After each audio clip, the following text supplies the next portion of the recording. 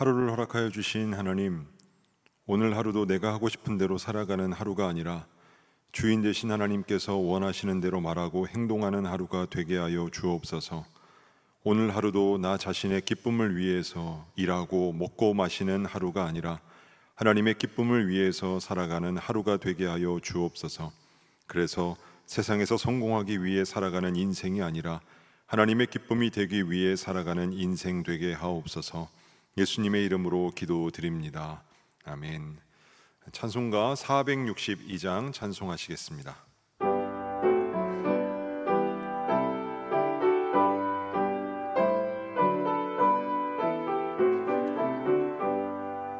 생명 진리 은혜 되신 영원하신 구세주, 사람 되사 모든 인류 구원하여 주시니, 영광 중에 계신 주님 그 은혜 베푸사 사랑으로 채우시고 우리 고쳐주소서.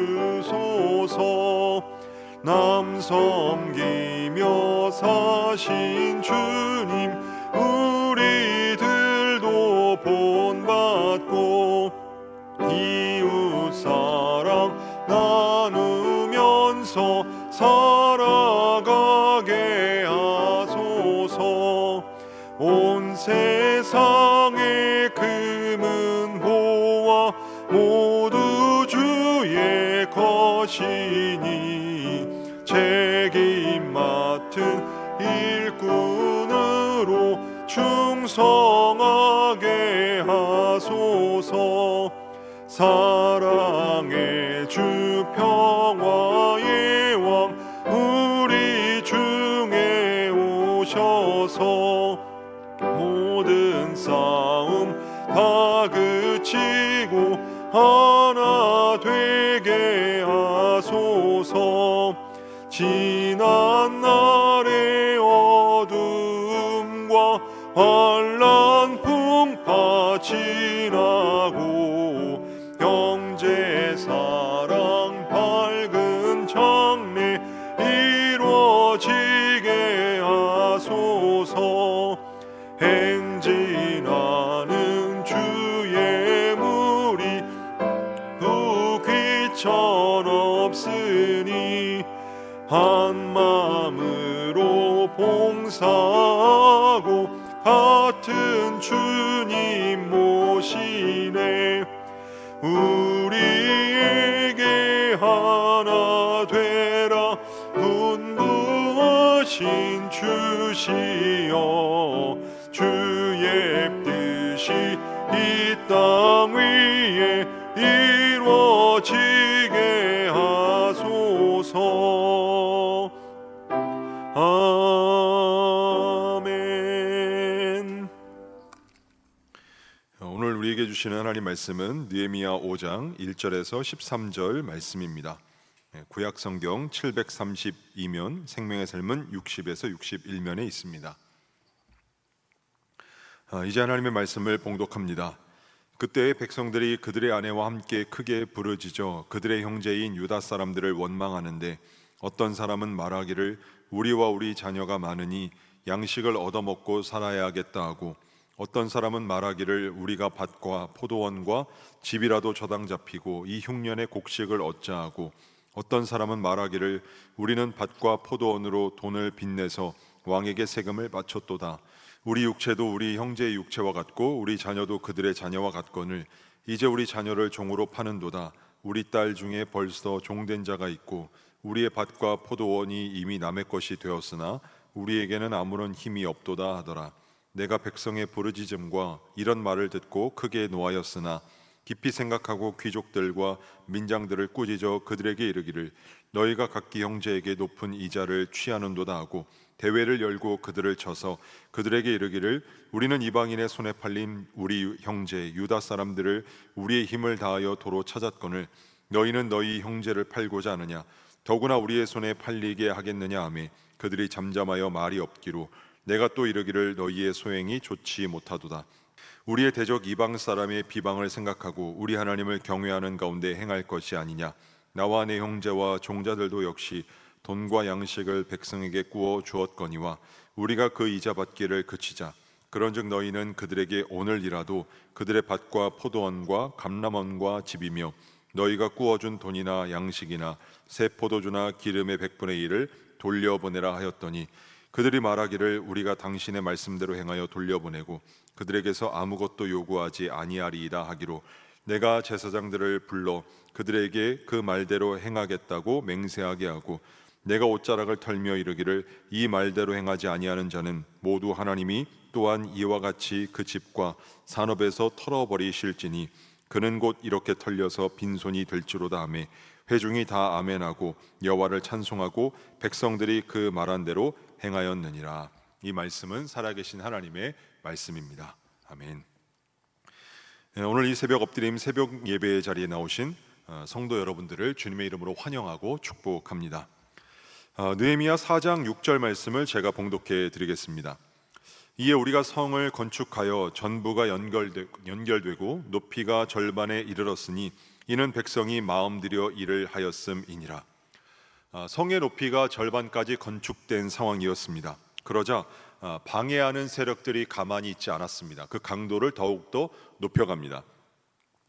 오늘 본문은 이렇게 시작합니다. 1절 말씀입니다. 그때에, 그러니까 오늘 본문의 일은 앞에 4장에서 일어났던 일과 같은 때에 발생한 일이라는 것입니다. 본문을 보면 외적인 어려움을 당한 백성들이 설상가상으로 3가지 정도의 내적인 어려움을 겪게 됩니다. 3절 말씀입니다. 어떤 사람은 말하기를 우리가 밭과 포도원과 집이라도 저당 잡히고 이 흉년의 곡식을 얻자 하고, 이 먼저는 흉년이었습니다.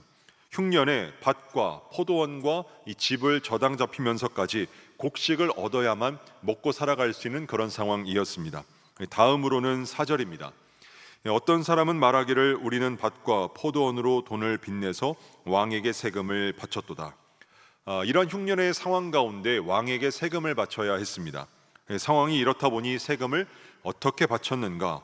밭과 포도원으로 빚을 내서 세금을 바쳤습니다. 마지막으로 5절 말씀입니다. 우리 육체도 우리 형제의 육체와 같고 우리 자녀도 그들의 자녀와 같거늘 이제 우리 자녀를 종으로 파는도다. 우리 딸 중에 벌써 종된 자가 있고 우리의 밭과 포도원이 이미 남의 것이 되었으나 우리에게는 아무런 힘이 없도다 하더라. 자신들의 자녀를 종으로 팔아서 먹고 살아야 할 정도였습니다. 이렇듯 이 성 안에서는 귀족들과 민장들, 즉 관리자들이 가난한 동족들을 더 가난하게 만들면서 자기의 재산들을 불려나가고 있었습니다. 대내외적으로 성전 중축하는 이 공사의 상황이 좋지 않았습니다. 이때 느헤미야는 자신의 민족들에게 벌어진 일을 해결하려고 하였습니다. 7절을 보면 느헤미야는 성 안에 귀족들과 민장들이 같은 민족에게 높은 이자로 갈취하고 있다는 것을 알았습니다. 포로 귀환 공동체 내에 가난한 백성들이 당면한 문제를 해결하기 위해서 그는 1차적으로 귀인들과 민장들을 부릅니다. 그리고 비공개적으로 그들의 잘못을 지적하고 송사한 후에 그 다음으로 조치하기를 모든 백성들이 참여하는 공개적인 큰 집회를 열고 이자 받기를 그치라며 야단을 쳤습니다. 느헤미야는 이 귀족들과 민장들이 후에 마음이 변해 자신들이 한 약속을 어길 것을 우려하여서 제사장들을 불러 맹세토록 합니다. 이어서 그들이 만약 자신들이 한 약속을 어길 경우에 하나님으로부터 징계가 임할 것이라고 경고합니다. 느헤미야는 공동체 안에 일어난 문제를 직시하고 그냥 두지 않았습니다. 해결책을 제시합니다. 느헤미야가 제시한 해결책은 어떠한 내용을 담고 있는가 보다 어떠한 방식을 취하고 있느냐가 더욱 중요하다고 할 수 있는데요. 그 방식은 다음과 같습니다. 느헤미야가 공동체 내부에서 발생한 문제를 해결하고 귀족들과 민장들을 불러서 그들에게 명령만 하지 않았습니다. 그러면 어떻게 하였습니까? 자신도 본을 보입니다. 10절 말씀입니다. 나와 내 형제와 종자들도 역시 돈과 양식을 백성에게 구워 주었거니와 우리가 그 이자 받기를 그치자. 이 느헤미야는 자신을 포함한 친족들도 돈과 양식을 백성들에게 구워 주었는데 이자받기를 그치자고 합니다. 다시 말하면 나와 내 가족이 먼저 이 일에 동참하겠다는 것입니다. 느헤미야는 백성들에게 요구만 하고 지시만 하는 지도자가 아니라 먼저 본을 보였던 그런 지도자였습니다. 누가 회사를 이끄냐에 따라서 그 회사의 엄청난 성과의 차이가 발생합니다. 누가 장군이 되느냐에 따라서 전쟁에서의 승리와 패배가 결정됩니다. 따라서 누가 리더가 되느냐에 따라서 공동체가 가는 길이 명확하게 갈립니다. 이렇듯 리더는 너무나 중요하다고 알 수 있습니다. 이 리더는 두 종류로 구분할 수 있는데요. 말하는 리더와 행동하는 리더입니다. 말하기는 쉽습니다. 누구나 말을 할 수 있습니다. 그런데 말과 행동의 거리를 좁히는 데는 많은 희생과 헌신이 필요합니다. 그래서 실제로 그 길을 걸어가는 사람을 만나보기가, 찾아보기가 어렵습니다. 말과 행동의 거리를 좁히는 것은 삶에 있어서 영원한 숙제라고 할 수 있습니다. 자녀는 부모의 입을 보고 자라지 않고 뒤통수를 보고 자란다는 말이 있습니다. 다들 이 말의 의미를 잘 알고는 계십니다. 아이는 어른의 행동을 따라합니다. 그런데 아이에게 모범을 보이는 행동에는 어른들이 그리 크게 신경을 쓰지 않는 것 같습니다. 아이가 거실 바닥에서 뒹굴고 있거나 소파에서 TV를 보고 있거나 한참 게임을 하고 있을 때 부모는 그런 아이들을 향해서 한심하다는 듯 쳐다보면서 퉁명스럽게 이제 그만 좀 하고 책 좀 읽으라고 말합니다. 그런데 이 초등학교 이상의 아이들이 책을 읽게 하려면 무엇보다 책 좀 읽으라는 말부터 삼가야 한다고 합니다. 최근 이 학계에서 발표된 연구에 따르면 다음과 같은 결론이 있는데요. 부모의 TV 시청이 많을수록 자녀의 TV 시청 시간이 증가한다는 것입니다. 부모는 버젓이 TV를 보고 있으면서 아이에게 가서 공부하라고, 아이에게 책을 읽으라고 목소리를 높여본들 아무런 소용이 없습니다. 아이가 공부하게 하려고, 아이가 책을 읽게 하려면 부모가 먼저 TV를 꺼야 합니다. 그리고 책을 읽는 부모의 모습을 보여주어야 합니다. 그러면 책을 읽으라고 이야기하지 않아도 아이가 저절로 책을 펼쳐듭니다. 근데 부모가 아이들 앞에서 아침에 눈을 뜨자마자 휴대폰을 챙기고 화장실에 들어갈 때도 휴대폰을 들고 들어가면서 아이들에게는 유튜브를 그만 보라고 말합니다. 역정을 내봐야 소용이 없습니다. 부모가 어떤 물건을 함부로 대하면서 아이에게는 물건을 아껴 쓰라고 말로 다그쳐봤자 소용이 없습니다. 저희 가정의 아이들이 거실에 나와 있을 때가 있습니다. 거실에 나와 있을 때 이 아이들의 방에 가보면 가끔 불이 켜져 있을 때가 있습니다. 그러면 제가 가서 끕니다. 그리고 아이들에게 왜 꺼야 하는지를 설명합니다. 다음부터는 아이들이 방에서 나올 때 불을 끕니다. 아이들이 대체적으로 청소하는 것을 싫어합니다. 그래서 저는 새벽 기도 후 집에 가면 아이들이 학교에 가기 전에 이 딸아이의 방과 아들들의 방에 가서 청소기를 돌립니다. 그리고 저와 아내는 거실에서 자는데 거실에 있는 이불을 개기도 합니다. 그리고 아이들에게 학교 가기 전에 침대에 있는 이불을 개라고 말합니다. 그 모습을 본 아이들이 자신들의 방에 가서 이불을 개고 학교에 갑니다. 자신의 주변을 정리하기도 합니다. 학교에서 굳은 일을 맡아서 하기도 합니다.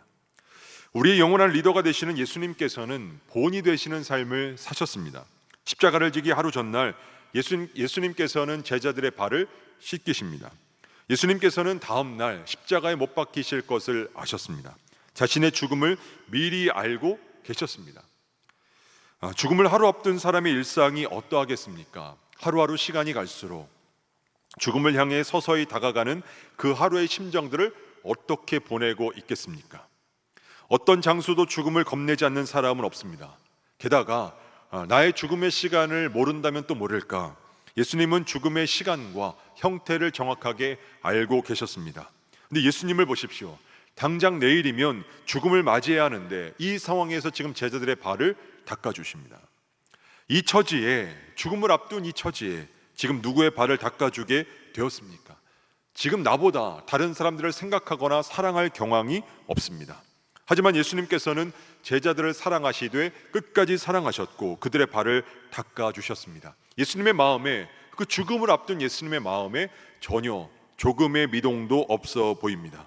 죽음조차 두려워하지 않는 너무나 당당하고 의연한, 그리고 따뜻한 모습을 보여주십니다. 저녁을 잡수시다 말고 벌떡 일어나 겉옷을 벗고 나가시더니 대하에 물을 떠다가 제자들의 발을 닦아주십니다. 이 제자들의 발을 씻기심으로써 예수님의 죽음을 준비하실 분이셨습니다. 예루살렘에 들어가게 되면 자신에게 죽음과 고난이 다가올 것을 아심에도 불구하고 그 죽음을 회피하지 아니하셨습니다. 예수님은 고난과 죽음에 가까워가면서도 흔들리지 않으셨습니다. 죽음의 자리로 한 걸음 한 걸음 나아가야 하는 상황 속에서도 십자가 위에 그 육신의 고통을 넘어 하나님의 뜻을 이루기 위해서 그 일을 감당하실 분이셨습니다. 요한복음 13장 34절 말씀인데요, 새 계명을 너희에게 주노니 서로 사랑하라. 내가 너희를 사랑한 것 같이 너희도 서로 사랑하라. 예수님께서는 이와 같은 말씀을 하셨습니다. 그리고 이와 같은 말씀만을 하신 것이 아니라 그 말씀을 삶으로 직접적으로 세족식을 통해서 보여주셨습니다. 대개 사람을 보면 자신의 처지에 갇혀서 내 감정과 내 기분에 갇혀서 남을 사랑하지 못합니다. 내가 지금 죽음을 앞둔 마당에 누구를 사랑하게 되었느냐고, 누구를 생각하게 되었느냐고 되묻습니다. 하지만 예수님은 마지막 이 순간까지도 요한복음의 말씀을 직접적으로 본을 보이시는 걸음을 내딛습니다. 당시 부유한 집에서는 집에 들어온 손님이 발을 내놓으면 종이 발을 닦아주어야 했습니다. 따라서 씻겨주는 사람이 종이 되는 것이죠. 그런데 이 제자들은 당시 자리에 관심이 있었습니다. 예수님이 왕이 되시면 예수님의 좌편에, 예수님의 우편에 누가 앉을 것인지, 그리고 그 다음 두 번째 자리에는 누가 앉을 것인지, 여기에만 관심을 갖고 있었기 때문에 그 식사의 자리 가운데 누구 하나 먼저 일어나서 발을 닦아주는 제자가 없었습니다. 발을 씻어주는 순간 상대보다 내가 아래임이 인정하는 것이 되기 때문입니다. 그래서 발도 씻지 못한 채 그대로 떡하니 앉아서 음식을 먹고 있었습니다. 그런 제자들을 보는 예수님의 모습이, 그 마음이 어떠하셨겠습니까? 마음 한켠이 저미셨을 것입니다. 아프셨을 것입니다. 지금은 6월절입니다. 그리고 예수님께서는 곧 십자가를 지셔야 하는데 앞에 있는 제자들이 안타까운 모습으로 만찬을 대하고 있습니다. 답답할 노릇입니다. 근데 예수님께서는 이때 질책하셔도 할 만한 자리에서 발을 내어놓으라고 하시면서 차례차례 12제자의 발을 닦아주십니다. 어느 교부는 예수님께서 맨 먼저 가룟 유다의 발을 씻겨주실 것이라고 말합니다. 이렇게 형편없는 사람들을 마지막 순간까지 말씀의 본을 보이며 그들을 사랑하실 분이셨습니다. 여러분, 퀴즈 하나 내겠습니다. 리더십이 가장 좋은 호랑이의 이름을 아십니까? 바로 솔선수범이라고 합니다. 이것이 리더의 덕목입니다. 이 느헤미야는 네후외환의 위기에서 결단을 합니다. 그리고 자신이 먼저 민족이 당한 어려움 가운데 행동으로 본을 보입니다. 느헤미야는 빈궁한 민족들을 돕기 위해서 결단을 내립니다. 이자 받기를 그치자고 합니다. 이는 귀족들과 민장들에게 희생을 요구하는 일입니다. 이들은 계속되어 왔던, 그간 해왔던 방식들을 끊어버려야 했습니다. 이익을 포기해야 했습니다. 그런데 느헤미야의 명령을 따릅니다. 결코 쉽지 않은 일인데도 귀족들과 민장들은 지도자의 명령에 순종함으로 반응합니다. 왜냐하면 느헤미야 먼저 본인부터가 이 일에 앞장서겠다고 결단했기 때문입니다. 망망대해 바다 위에서 거친 폭풍을 만난 배의 선원들이 어디를 바라보겠습니까? 물론 바다도 바라보고 파고의 높이도 바라봅니다. 비구름도 바라봅니다. 근데 그들은 무엇보다 먼저 선장을 바라봅니다. 문제가 크면 클수록 리더를 집중해서 바라봅니다. 하나님의 사람들은 말로도 교훈해야 하지만 삶으로도 교훈합니다. 오늘 느헤미야는 어려움에 봉착했을 때 행동으로 본을 보입니다. 사도 바울 역시 디모데에게 편지합니다. 디모데전서 4장 12절입니다. 누구든지 내 연소함을 업신여기지 못하게 하고 오직 말과 행실과 사랑과 믿음과 정절에 있어서 믿는 자에게 본이 되어, 말이 본이 되라 하고 행실과 사랑과 믿음과 정절에 있어서 본이 되라고 합니다. 사랑하는 여러분, 사람들은 여러분의 말을 듣는 것이 아니라 여러분의 행동에서 메시지를 읽습니다. 어떤 문제가 일어날 때 말로만 하려 하지 않고 먼저 행동으로 본을 보이는 삶 살아가실 수 있기를 축복합니다. 여러분의 삶의 모습에서 하나님의 말씀을 따름을 통해서 고통 가운데 있는 공동체가 회복되기를 축복합니다. 여러분의 그 희생을 통해서, 헌신을 통해서 하나님의 뜻과 계획이 여러분이 속한 모든 것에 온전히 일어나실 수 있기를 주님의 이름으로 축복합니다. 기도하겠습니다. 믿음의 본이 되는 삶을 살아가길 원하신 하나님, 우리는 말의 홍수 속에서 살아갑니다. 이러한 무성한 말잔치 속에서 행동하는 신앙, 본이 되는 신앙으로 서게 하옵소서. 말보다 행동으로 말하는 사람 되게 하옵소서. 삶으로 보여주는 사람 되게 하옵소서. 입으로 고백하는 신앙에 멈추지 않고 삶이라는 현장으로 연결시키는 신앙에 이르게 하옵소서. 원로 목사님을 통해 신체 모든 기능이 원활하게 활동하여 주셔서 건강을 온전히 회복하게 하옵소서. 고요한 담임 목사님을 붙들어 주시사 목사님을 통해 곤경에 처한 이들을 붙들어 주시고 짓눌린 모든 사람을 일으켜 세워 주옵소서. 슬픔과 탄식 가운데 있는 이들이 찬송하게 하시며 눌린 자는 자유함을 얻는 역사들이 일어나게 하옵소서. 교회는 하반기 사역을 준비하고 있습니다. 모든 사역을 통해 성도들의 마음을 뚫고 들어올 은혜들이 예비되게 하옵소서. 하지만 배가 부르면 눈앞에 맛있어 보이는 음식이 있어도 먹고 싶지 않은 것처럼 배부른 자는 꿀이라도 싫어하고 줄인 자에게는 쓴 것이라도 달다고 말씀하신 것처럼 말씀에 대한 목마름이 항상 있는 모든 성도들 되게 하옵소서. 새벽에도 귀한 헌금을 드린 손길이 있습니다. 헌금은 전투장과 같은 삶의 현장에서의 성도들의 피와 땀과 눈물입니다. 헌금 속에 스며 있는 드린 손길의 땀과 눈물의 무게를 하나님은 아시오니 기쁘게 받아주시고 하나님이 원하시는 곳에 아름답게 쓰임받게 하여 주옵소서. 이 새벽에도 각자가 가지고 나온 기도의 제목이 있습니다. 그 기도마다 믿음으로 간구하게 하시고 응답하여 주옵소서. 예수님의 이름으로 기도드립니다. 아멘. 하늘에 계신 우리 아버지, 아버지의 이름을 거룩하게 하시며 아버지의 나라가 오게 하시며 아버지의 뜻이 하늘에서와 같이 땅에서도 이루어지게 하소서.